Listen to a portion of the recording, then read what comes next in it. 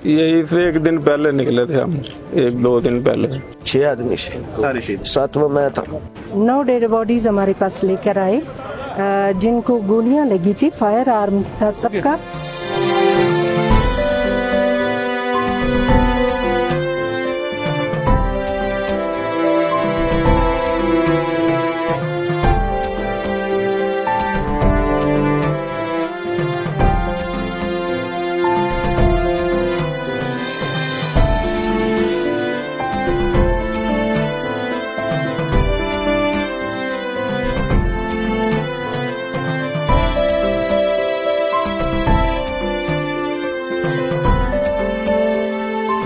पंजाबी तकरीबन 19 वो थे, 10 हम थे, 29 आदमी थे। तकरीबन 2-3 और थे पंजाबी, तो दूसरे भी आदमी इधर के भी थे, इधर के भी 10-12 थे। वो फिर ये जब हादसा हुआ वो फिर उतर गए, आगे जाके ना फिर उतर गए वो उधर से, बस उधर से वापस आती। वापस 2 आदमी उधर चढ़ा, तो चढ़ के बोलता है कि जो पंजाबी है ऊपर उठो। नीचे खड़ी है तो उन्होंने नीचे उतारा आदमी को, वो फिर बस वाले को बोलता है निकल जाओ, ले जाओ जल्दी जल्दी। फिर हमें नहीं पता क्या हुआ।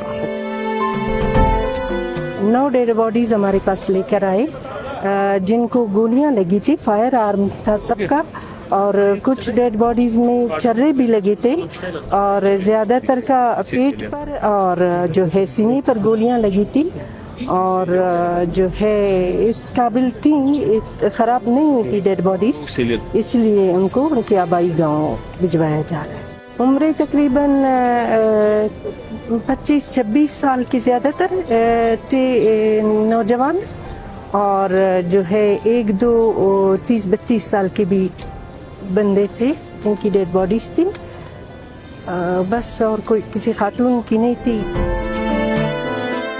इसका हमें नहीं पता वो कैसे आए कैसे नहीं आए। एक जगह पुल आया था, उसके ऊपर उन्होंने, एक आदमी ने पहले बस को हाथ दिया, लेकिन वो ड्राइवर ने नहीं रोका।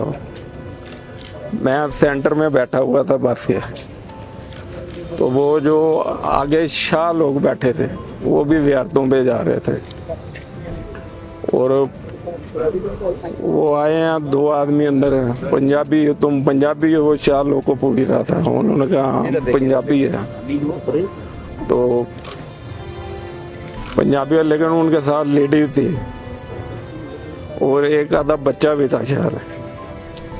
तो वो जब अंदर आए और पीछे चला गया, हम सेंटर में बैठा, हम लेडीज के पीछे बैठा था, उन्होंने कहा शायद ये भी इनके साथ ही है। वो पीछे जो हमारे साथी बस खाली थे, पीछे लेटे हुए थे, तो उनको निकाल कर ना नीचे ले गए हैं।